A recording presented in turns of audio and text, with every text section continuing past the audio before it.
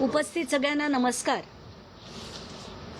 अशोक खरात प्रकरणात इतकी प्रचंड माहिती येतेय की आज खरं तर मी बोलायला सुरुवात केली तर दिवस पूर्ण जाईल. म्हणून मला असं वाटतं की आता महत्त्वाचे मुद्दे जे आहेत ते मी मांडतेय आणि काही मुद्दे मी उद्या किंवा परवा मांडेन. आज मला सुरुवात अशी करायची आहे की खरात हा मोठा कसा झाला. त्याला मोठं करणारे सगळे राजकारणी होते, त्याला मोठं करणारे अधिकारी होते, त्यांच्या दिमतीला सगळे होते, अधिकारी होते, सगळे राजकारणी होते. त्यातले आता काही राजकारणी नुसतंच भविष्य विचारायला किंवा एकाने सांगितलं म्हणून गेले असतील, पण काही राजकारणी संधी साधूपणा करायला, काही काही साध्य करायला नक्कीच गेले असतील. म्हणून मी सगळ्या जेवढी राजकारणी मला सापडलेत त्याच्यात त्या यादीत ती नुसती यादी वाचून दाखवणार आहे.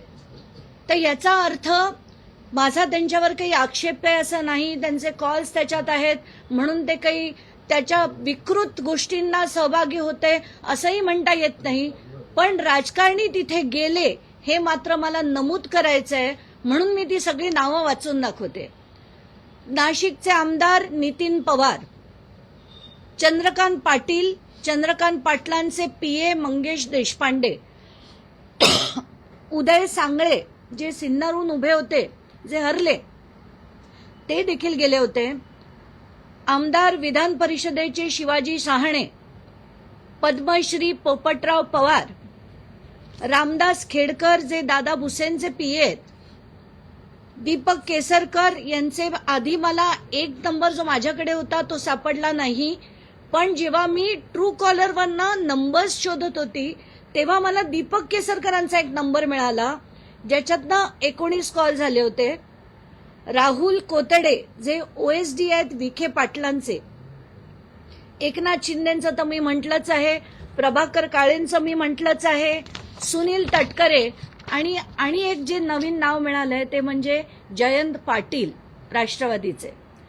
मला हे नाव वाचून मात्र नक्कीच दुःख झालं, कारण त्यांच्याकडनं अशी अपेक्षा मला नक्कीच नव्हती की ते अशा बाबांकडे काही भविष्य विचारायला किंवा काय विचारायला, त्यांना कोण घेऊन गेलं हे सगळं म्हणजे जाणून दुःख झालं की त्यांच्याकडनं अशी अपेक्षा मला नव्हती. कदाचित मी पण रॉंग असेल, पण कारण बरेच जणांकडनं बरंच काही ऐकलंय, पण मला ती व्यक्ती चांगली वाटायची आत्तापर्यंत.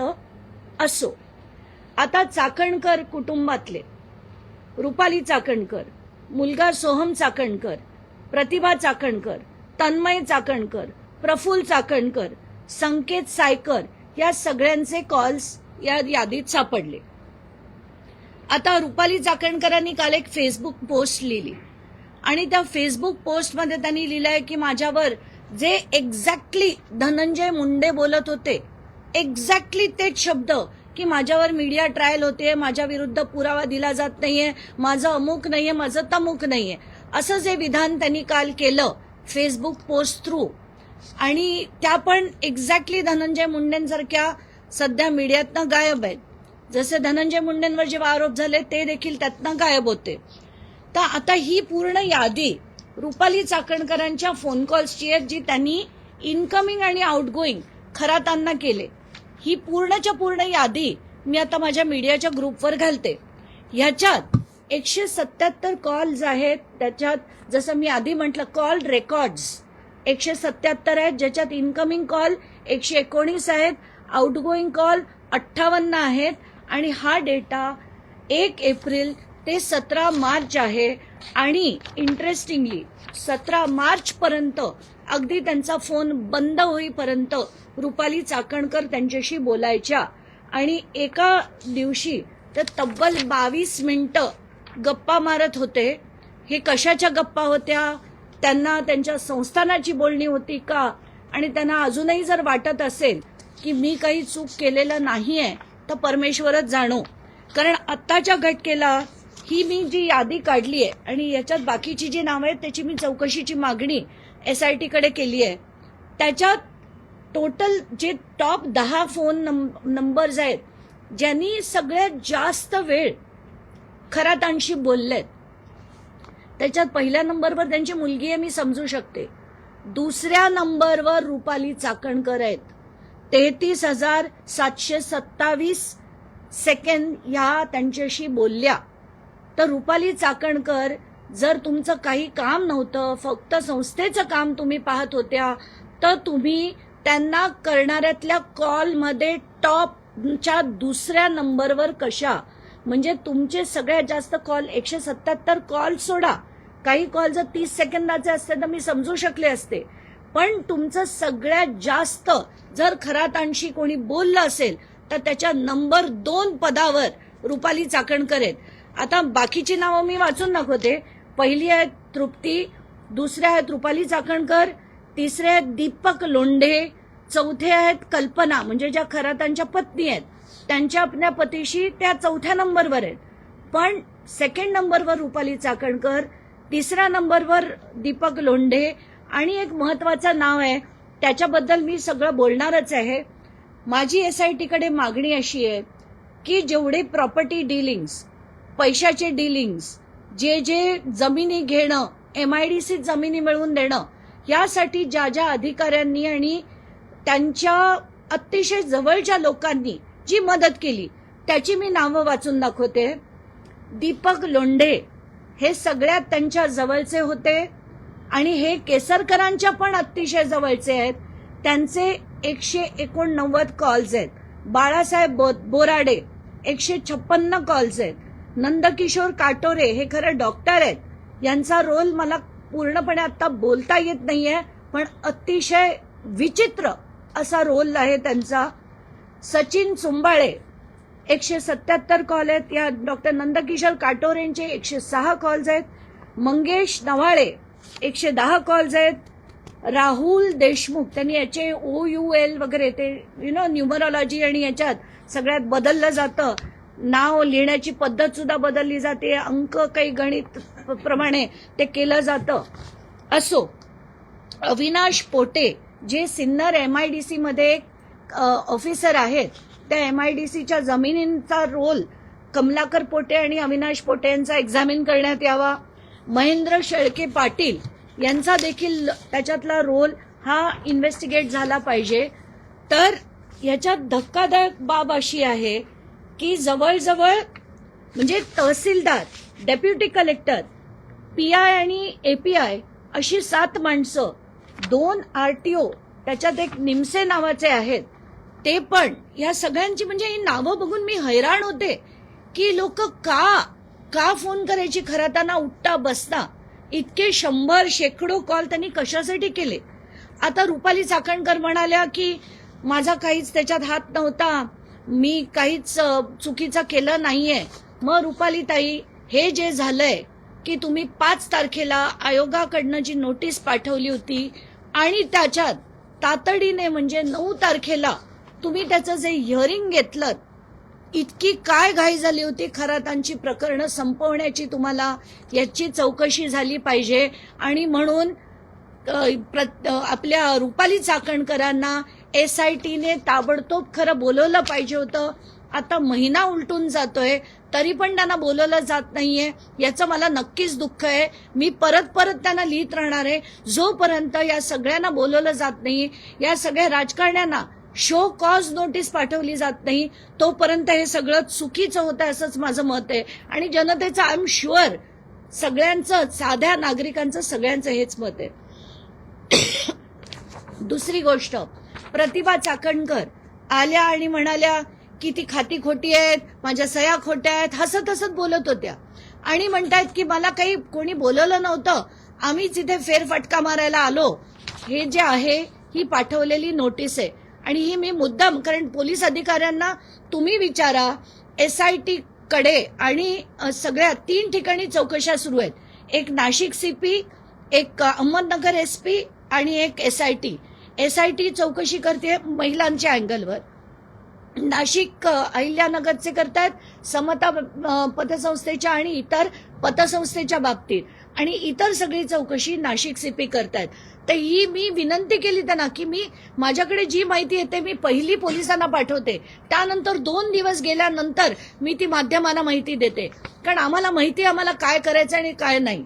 तर हे जे लेटर आहे ते मी मुद्दाम मागितलं की मला हे लेटर द्या. या म्हणतायत की मला चौकशीला बोलवलंच नव्हतं.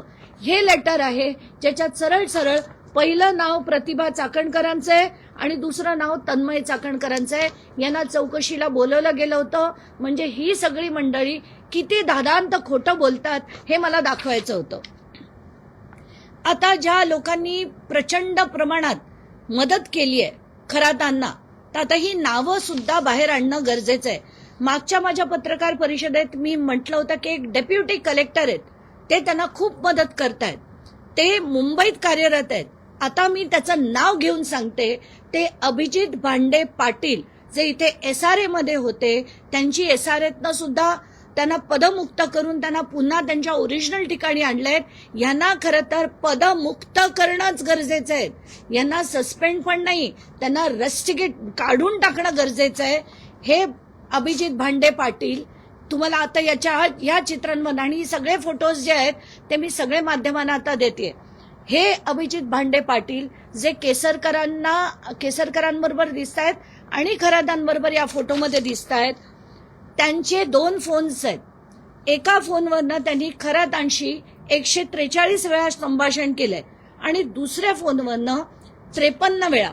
तर ही त्याची अख्खीच्या अख्खी लिस्ट आहे. लिस्ट किती कॉल्स त्यांनी केलेत.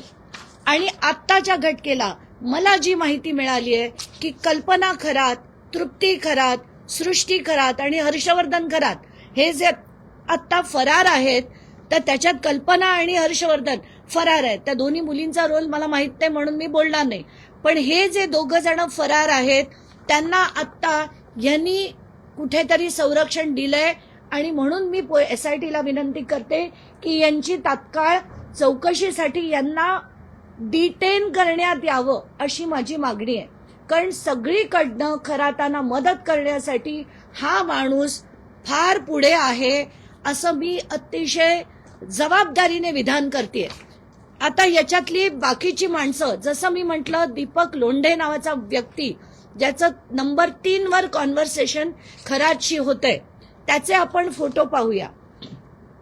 हा फोटो दीपक केसरकरांबरोबर, हा भाईंबरोबर, हा सुनील तटकरेंबरोबर,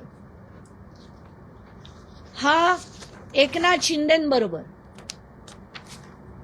हा पुन्हा एक एकनाथ शिंदे आणि दीपक केसरकरांबरोबर, हा पुन्हा दीपक केसरकरांबरोबर, हा दादा भुसेंबरोबर, हा पुन्हा एक दीपक केसरकरांबरोबर.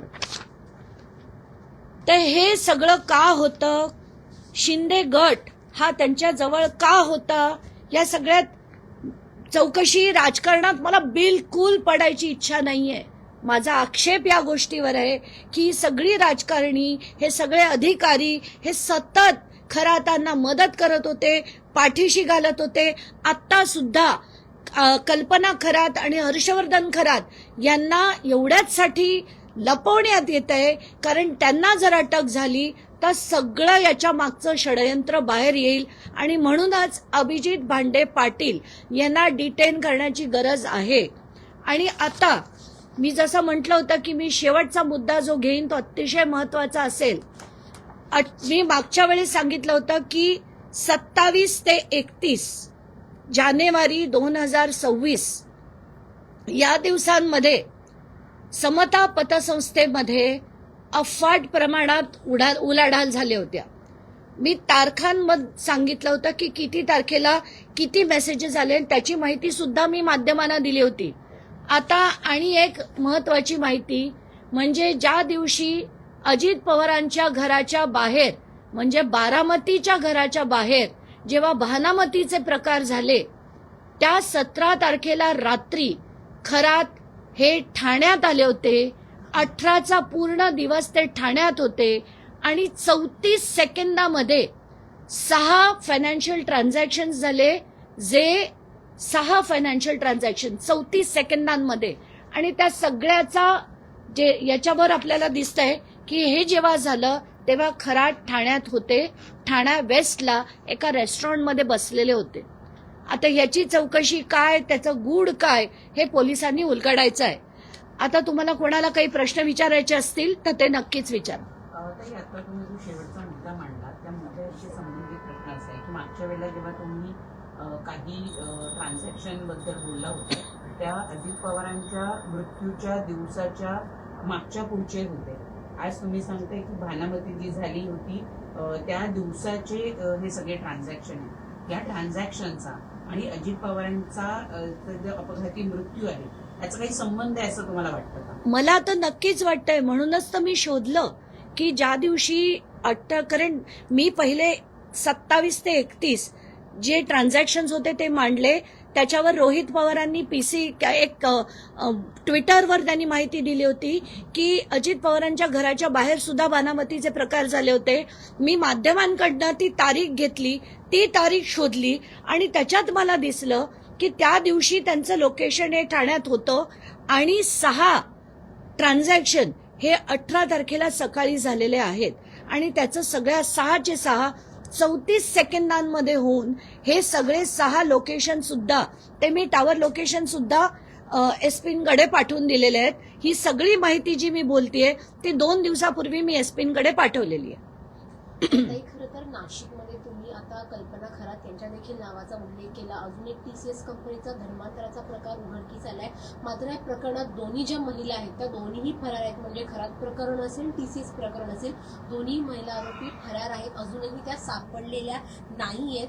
खरं तर फसवणुकीचे गुन्हे देखील झाले आहेत परंतु अजूनही का त्यांना पकडण्यात यश येत नाहीये? कसं आहे की कल्पना खरात यांच्यावर खरं तर पोलिसांनी पाळत ठेवणं गरजेचं होतं. ज्या दिवशी यांना अटक झाली त्या दिवशीपासून त्या कुटुंबावर पाळत ठेवणं हे खरं पोलिसांचं कर्तव्य होतं. पण त्यांना मुद्दाम, मला तर खरंच असं, कारण प्रत्येक नागरिकाला असंच वाटतं की हे मुद्दाम केलं गेलं का. त्यांनी त्या आता दुसरीकडे जाऊन तिकडनं रोज बेल ऍप्लिकेशन करताना आपल्याला दिसत आहेत, त्याच्यावर तारखा पडताना आपल्याला दिसत आहेत. मग त्यांना वाचवण्याचा प्रयत्न होतोय का? त्यांना अटक होऊ नये, त्यांची चौकशी होऊ नये. कारण चौकशी झाली तर अनेक गोष्टींचा उलगडा होईल. जसं आपल्याला आठवत आहे कराड प्रकरणात कृष्णा आंधळे तेव्हापासून जो गायब आहे तो आतापर्यंत मिळाला नाही. तर असाच काही प्रकार, कारण महत्वाची माहिती जी आहे राजकारणी कोण इन्व्हॉल्ड आहेत ते बाहेर निघू नये म्हणून यांना गायब केलंय का असा प्रश्न पडतो. शेवटचा जो मुद्दा तुम्ही उपस्थित केलेला आहे की जेव्हा अजित पवारांच्या घराबाहेर बारामती झाली त्याच वेळी हा ठाण्यामध्ये कुणाकडे इंडिकेट करायचं तुम्हाला नेमकं कोणाशी? मला आता काहीच इंडिकेट करायचं नाही. मला जी माहिती मिळाली 18 तारखेचा मी शोध घेतला, जी माहिती आली ती मी पुढे ठेवली आहे. आता कोणाचं काय इंडिकेट करायचं ते माध्यमांनी ठरवावं. मला त्याच्यावर काहीच टिप्पणी करायची नाही. नाही, समता पतसंस्थेत 6 ट्रान्झॅक्शन 34 सेकंदांमध्ये झाली आणि ती 34 सेकंदांमध्ये किती रुपयांची झाली ह्याची चौकशी झाली पाहिजे. आता मला जी माहिती मिळतीये की 27 ते 29, 27, 28 आणि 29 या 3 दिवसात 5,33,00,000 रुपयाच्या ट्रान्झॅक्शन या समता पतसंस्थेत झालेल्या आहेत. म्हणजे ज्या दिवशी अजित पवार गेले त्या दिवशी 5,33,00,000च्या ट्रान्झॅक्शन्स 3 दिवसात झाल्या आणि 30 आणि 31ला ज्या झाल्या त्या फार छोट्या होत्या. तर महत्वाची माहिती हीच आहे की 27, 28 आणि 29 या 3 दिवसात 5,33,00,000च्या ट्रान्झॅक्शन झाल्या. आता त्या कोणाच्या झाल्या, कोणाकडनं कोणाकडे आले हे सगळं काढणं एसआयटीचं नाही. त्याचं खरं तर आता हे एवढा व्यवहार होतोय त्याची व्याप्ती इतकी वाढत चालली आहे. EOW अजून का नाही आलंय? कारण ही चौकशी करणं हे EOWच्या अखत्यारीत येतं, ईडीच्या अखत्यारीत येत नाही. कारण मनी लॉन्डरिंग नंतर होतं पण आधी खात्यात कुठून आले त्याचं इन्व्हेस्टिगेट करणं ही इकॉनॉमिक ऑफेन्स रिंगचं काम आहे जे त्यांनी केलं पाहिजे. रुपालीताई चाकणकरांनी पोस्ट केली त्यामध्ये ते म्हणतात की 28 दिवस झाले माझ्यावरील आरोपांचे कुणी पुरावे दिले नाही. निनावी पत्राद्वारे बदनामीचा कुठील डाव होता. खरात प्रकरणात आर्थिक व्यवहारात दुष्कृत्यात माझा संबंध नाही असं पोस्टमध्ये त्या म्हणतात. नाही, आता तर मी क्लिअर कट सांगितलंय रुपाली चाकणकरांचे आणि खरातांचे संभाषण, खरातांच्या फोनवर केलेल्या संभाषणात नंबर 2 वर रुपाली चाकणकर आहेत. 177 कॉल आहे त्याची यादी दिली. एवढंच नाही तर खरातांच्या प्रकरणात 5 तारखेला त्यांनी आयोगाकडनं पत्र पाठवलं. तात्काळ त्याचं 4 दिवसात त्यांनी हिअरिंग लावलं. इतकी घाई रुपाली चाकणकरांनी सगळ्याच गोष्टींमध्ये दाखवली असती. त्यांनी ती वैष्णवीच्या प्रकरणात दाखवली असती, मुंडेंच्या प्रकरणात दाखवली असती तर खूप बरं झालं असतं. पण तसं करताना त्या कधीही दिसत नाहीत. या खरातांच्या बाबतीत 4 दिवसात हिअरिंग लावलं. गंमत वाटते बघून मला. प्रतिभा चाकणकर किंवा रुपाली चाकणकरांना एसआयटी बरोबर प्रतिभा चाकणकर तर तरी कोण वाहतूक पाहतं या लोकांना किंवा बिंग फुटू नये म्हणून? नाही, आता हे सगळं बिंग फुटू नये हे ह्या सगळ्यांची एकत्रपणे केलेली खेळी आहे. आता कोणाची भिंग फुटणार आहेत ते एसआयटी जाणो, ते अधिकारी जाणो आणि परमेश्वर जाणो. आपल्याला काहीच माहित नाही. प्रणिती शिंदे म्हणतात की खरातचा कदाचित एन्काउंटर होऊ शकतो. ही भीती आम्हा सगळ्यांनाच आहे, पहिल्यापासून आहे. कारण हे जर नाव उलगडायचं नसेल तर सगळ्यात सोपा मार्ग, फाईल बंद करण्याचा मार्ग म्हणजे खरातचा एब्स्टीन करणं. आणि हेच एक्झॅक्टली मी कमीत कमी 10 दिवसापूर्वी माझ्या घरच्यांना सांगितलं होतं की याच्यातनं निष्पन्न काय होईल माहित नाही. दुर्दैव असं की जिथे जिथे तुम्ही बघा राजकारण्यांची नावं येतात ना, सगळ्या फाईल्स हळूहळू क्लोज होतात. आणि मला ह्याच गोष्टीचा सगळ्यात जास्त राग आहे. चला, धन्यवाद. तृप्ती देसाई पण म्हणताय की हिंदू खरातला आयजी दत्तात्रय कराळे हे गुरु मानायचे. लैंगिक शोषणाचे पेनड्राईव्ह आयजी कराळेंनी गायब केले. तुम्हाला मुद्दाम आता तुम्ही विषय काढलात म्हणून सांगते. जसं मी काल दत्ता कराळेंबद्दल बोलले, त्यांची माझ्याकडे 3 प्रकरणं आली होती. एक इन्कम टॅक्सचं होतं, एक सायबर फ्रॉडचं होतं आणि तिसरं हे आत्ताचं आलं खरातांचं. तर हे जे तिसरं प्रकरण आहे त्याच्यात जेव्हा मी त्यांचं भाषण ऐकलं अतिशय संताप आला. कारण एखादा आयजी लेवलचा अधिकारी तिथे जाऊन जेव्हा म्हणतो की ते काय वाचा सिद्धी आहे म्हणे त्यांना, आणि वाचा सिद्धीचा प्रत्यय तुम्हा सगळ्यांना आला असेल तसाच मला देखील आला आणि तो त्यांच्या नेत्रातनं दिसतो. अरे तुम्ही काय बोलताय? There is something called as all India. जे ऑफिसर्स आहेत ना, जे IPS ऑफिसर्स आहेत, सिनियर लेवल ऑफिसर्स आहेत, त्यांच्यासाठी एक कंडक्टचा एक प्रोटोकॉल असतो. त्याच्यात सरळ सरळ लिहिलंय की ते कुठल्या कार्यक्रमाला गेले तर त्यांना बोलण्याची पद्धत असायला हवी. कुठूनही जनतेवर त्याचा कुठलाही परिणाम होऊ नये अशा पद्धतीने त्यांनी बोलणं गरजेचं असतं. पण जर आयजी लेवलचा अधिकारी गुरुपौर्णिमेच्या फंक्शनमध्ये जाऊन बोलतोय की त्यांना वाचा सिद्धी आहे, वाचा सिद्धी असं जर आयजी लेवलचा अधिकारी बोलतोय तर काय समजायचं लोकांनी? मग नागरिकांना वाटणारच ना की यांच्याकडे जायला काहीच हरकत नाहीये. हे अशोक खरात खरंच देवाचा दुसरा अवतार आहे. त्यांच्या पायावर काय, त्यांच्या डोक्यावर काय जी फुलं टाकली जायची ती पडणारच. कारण पोलीस जर त्यांचं संरक्षण करतील, अधिकारी करतील, राजकारणी करतील तर सामान्य जनतेला नक्कीच ती भोळी असते, त्यांना अमुक गोष्टी माहिती नसतात. तर त्या लोकांनी जे त्यांच्या पायावर आणि डोक्यावर जो फुलांचा वर्षाव केला त्यात काहीच नवल वाटत नाही मला. कराळे यांनी मात्र हे आरोप सर्व खोटे असल्याचं सांगितलं. कधी कुठलाही माणूस माझ्यावरचे आरोप खरे आहेत असं म्हणेल का? आणि कराळेंनी ते बोलले, त्याच्यात मला काहीच आश्चर्य वाटत नाही. ते काय आहेत हे सगळ्या पोलीस फोर्सला सुद्धा माहितीये. सगळे टॉप टू बॉटम सगळ्यांना माहिती आहेत दत्ता कराळे काय आहेत ते. कराळे यांच्या मुलासोबत जासूद आणि खरात यांचे व्यवहार झाल्याचं कोणाशी? कराळे हा हा यांच्या मुलाचे व्यवहार जे आहेत जासूद आणि खरात यांच्यासोबत झाल्याचं समजतं. त्यामध्ये कराळे यांच्या मुलाच्या नावाने काही शेल कंपन्या देखील आहेत असं दिसून येतं. हो, तेही खरंय. कराळेंच्या मुलांच्या नावाने मी काय ते बोलणार नाही आता, कारण चुकीचं होईल ते.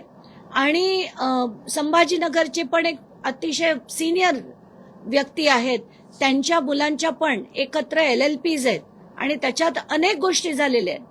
पण तेच मी तुम्हाला सांगते की जर पोलीस जे लोकांचं संरक्षण करण्यासाठी आहेत तेच जर अशा पद्धतीने फ्रॉड्स करायला लागलेत एकानंतर एक, तर याला धारेवर धरणं गरजेचं आहे. पण या लोकांना यंत्रणा वाचवते, यांना टॉप भाजपचे अधिकारी वाचवतायत आत्ताच्या घटकेला. म्हणूनच मला असं वाटतंय की खरं जर या सगळ्यांना सरळ करायचं असेल तर गृहमंत्र्यांनी कारवाई करायला हवी होती, पण ते कधीच कारवाई करताना मला दिसत नाहीये. मागील 1 महिन्यामध्ये जेव्हापासून प्रमुख प्रकरण आलं तुम्ही जसं म्हटलं की जेव्हा आरोप झाले नेटवरती शांत बसलो, नंतर व्यक्त झाले. तसंच या प्रकरणामध्ये काल एक्सपोजच्या नंतर चाकणकरांचे तो जो टायमिंग आहे तो काही सुचवू पाहत आहे का? कारण की 1 महिना शांत राहिल्या, काल एक्स पोस्टवरती त्या बोलल्या. नाही, ते कसं आहे की आता प्रश्नांना उत्तरं द्यायची नसली तर एरवी पटापट बोलणाऱ्या चाकणकर 1 महिना काहीच बोलत नाहीये. जर मला असा कोणी माझ्यावर आरोप केला असता, मी छातीठोकपणे सांगितलं असतं की असा प्रश्नच नाही, तुम्ही मला विचारू शकत नाही, मी केले, हे घ्या माझं सगळं. जसं आता मध्ये सूरज चव्हाण म्हणाले होते यांच्या पासपोर्टची चौकशी करा, यांच्या इन्कम स्त्रोताची चौकशी करा. पहिलं मी दाखवले माझे पासपोर्ट, दुसरं मी दाखवलं माझा ITR. असं दाखवण्याची हिंमत आहे का रुपाली चाकणकरांची? त्यांचं घर, त्यांची प्रॉपर्टी, त्यांचे ऍसेट्स जे अमाप प्रमाणात वाढले, ते कसे वाढले सांगू शकतील का त्या? मी सांगू शकेन माझं कसं झालं. आणि ज्याला घाबरायची कधी म्हणजे कशाचीच त्यांना हे नसते ना, ते बिंदास बोलतात. पण 1 महिना न बोलणं याच्यावरच बरंच काही कळून गेलंय लोकांना. आणि 1 महिन्यानंतर एक एक्सपोज टाकणं का? येऊन प्रेस कॉन्फरन्स घ्या ना, की कोणाची हिंमत आहे माझ्यावर बोलण्याची. असं बोललं असतं तर मी समजले असते. पण कालच्या त्या एक्सपोजवरनं बरंच काही कळलं. माध्यमांना टाळण्याचा प्रकार आहे. नक्कीच आहे. चला, धन्यवाद. Thank you.